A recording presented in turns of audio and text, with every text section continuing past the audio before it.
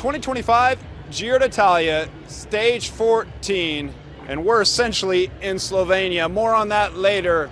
A toast, as the national anthem goes, a toast to cycling, a country that's been under many different rulers, under many different states, most recently Yugoslavia, but now very much independent. Although in recent years, under the spell of cycling with Pogacar, Roglic, and today, the 14th stage of the Giro d'Italia. And yeah, Primož Roglic was out here racing, cheered on by the fans when he came over the line, but there was a whole lot of drama. The 2025 Giro d'Italia coverage is presented by Bicycle, the best place online to buy and sell pre-owned bikes. Do you have too many bikes in your shed or garage? Well, no problem. Head on over to bicycle.com/FloBikes. Sell your bikes in minutes. List them for cyclists worldwide to see them and click buy, and you can sell in minutes. It's the perfect way. Also get your 30% off seller discount protection code. Now the racing, it was dramatic today to say the least. The Escape won, and yes, sometimes the Escape does do so, and it was none other than former Tour of Flanders victor Dane, riding for the team of EF Education in the white and pink jersey, the same team of Richard Carapaz. And I know you're thinking, geez, Gregor, come on, tell us the victor already. Well, it's Kasper Asgreen, one of our favorites. Today he held off the peloton behind and celebrated victory after what has been a hard time for him in the Spring Classics campaign. And in 2024, the American team, took a gamble with Asgreen, and today he repaid them with a fine victory. It wasn't easy, 195 kilometers from Treviso to here in the town of Nove Gorica. Well, I should say, over there is Slovenia. I'm standing in Italy. The finish line straight, well, that's the border. And in fact, when I was interviewing Wout van Aert, the planes flying overhead with the tricolor of Italy coming out of the tailpipes, Van Aert said, I thought we were in Slovenia. Well, he was actually standing in Italy, and over my shoulder was Slovenia. And I don't know why the planes were flying over to celebrate Italy when it's a day of celebration for Slovenia. Anyway, let's get down to the drama of the stage. Asgreen had made the group of 5 riders initially that included Louis Menches, a GC rider. I don't know what he was doing. He sat up, and then there were 4 for most of the day. Asgreen was riding quite well and managing the group.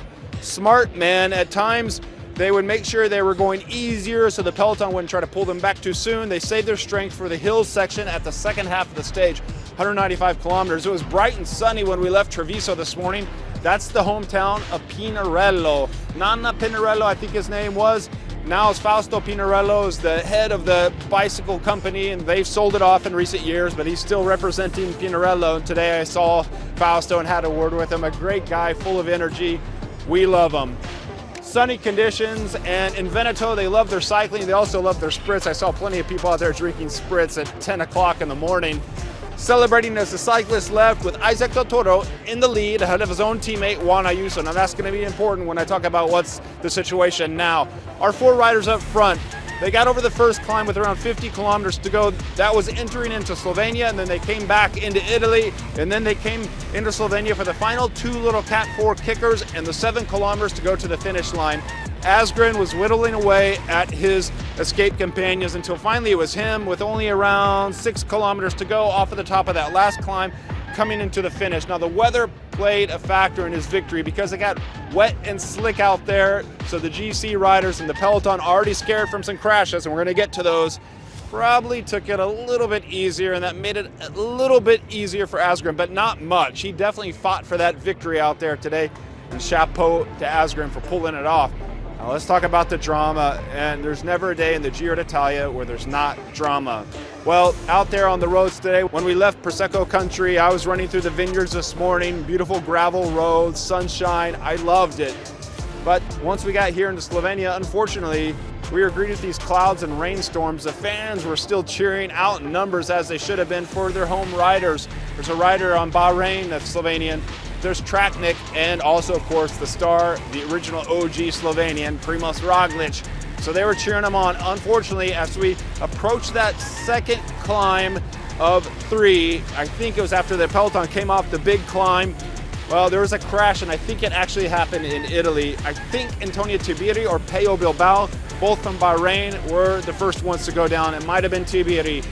Worst off in that crash, we're going to have to get the medical assessments later, was, of course, none other than Giulio Ciccone. So we had two of the Italian stars go down with Tiberi from Bahrain and Giulio Ciccone from Trek. And Trek seemed to be doing no wrong in this Giro d'Italia with all their victories, including Dan Hull and so many by Mats Pedersen, winner of yesterday. But today, their GC hopes were out the window because Ciccone looked bad. And at one point, I didn't think he was going to continue. He did, and I think he lost around 6 minutes today. The whole team backed off and waited for him, including Mats Pedersen in the purple Ciclamino jersey, including Carlos Verona, the Spaniard. We spoke with him at the finish line. Yeah, he said it's pretty bad for Ciccone. Of note also, the whole thing split up. Visma already had their plan. They were riding on the front. It looked like Eduardo Affini was on the front at the point when the crash happened. Van Aert was there. They were punching it, trying to thin things out for Olaf Koy, their sprinter.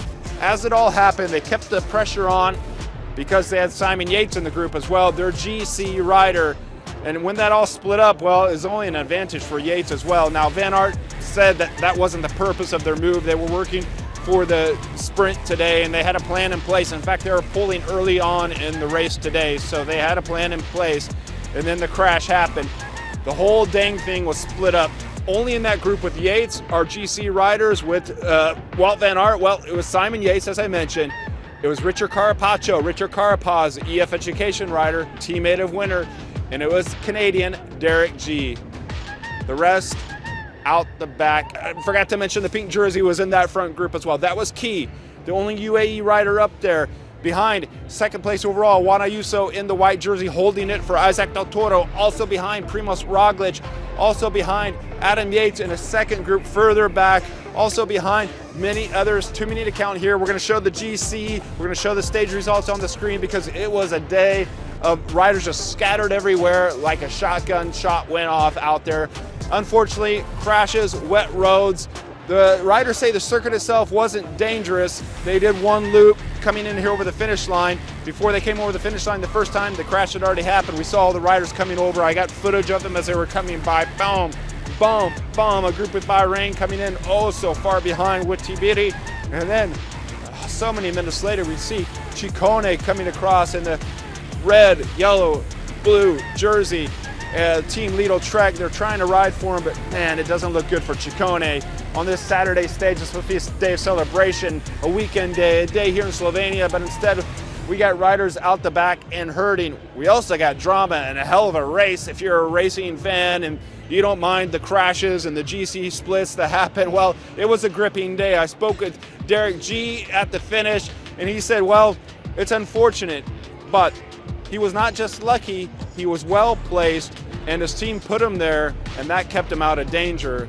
The same with Isaac Del Toro, riding so well. Obviously has form, and when you have form, you always seem to miss all those crashes. He did, however, get hit a little bit from behind by Team Trek, and he said he fell, but I think that was kind of a misinterpretation. I don't think he actually fell. I think he got hit from behind. He maybe had to put his foot down. You'll have to review the footage. This is moments after the finish. I did I ran along beside Primoz Roglic. He does not stop for anyone. I got in a couple questions about how great it is to be in Slovenia, and then I saw on his left hip there, he had blood. It was shorts were a bit ripped. I said, Primoz, you crashed? He said, yeah, and something else, and the fans were cheering, and he was still riding. Team assistant was like pushing me on the shoulder because it was tight. He didn't want Primoz to get involved in a crash, and so that's all we got out of Primoz Roglic. I think he's going to be okay. It didn't look like a serious thing for Primoz Roglic, so all you Rogistas out there, don't worry. It's going to be okay, but oh, what a shakeup. On a day like today, when you thought it's just going to be a straight-up sprinter stage, the Grand Tours always throw you something, always throw you a curveball, including the Giro d'Italia, and today it was one of those days. Isaac Del Toro no longer sets ahead of his own teammate Juan Ayuso. Now Simon Yates up in the GC, setting in shotgun. Juan Ayuso, the Spaniard UAE teammate of Isaac Del Toro, setting in third place overall. And there on the screen, you see all the other GC standings with the movers and groovers, including Canadian Derek G. Today in Slovenia, even if I'm actually standing in Italy, well, it's a day of celebration for Slovenian cycling and a day of celebration for Kasper Asgren, Team EF Education Easy Post winner, stage 14 of the 2025 Giro d'Italia.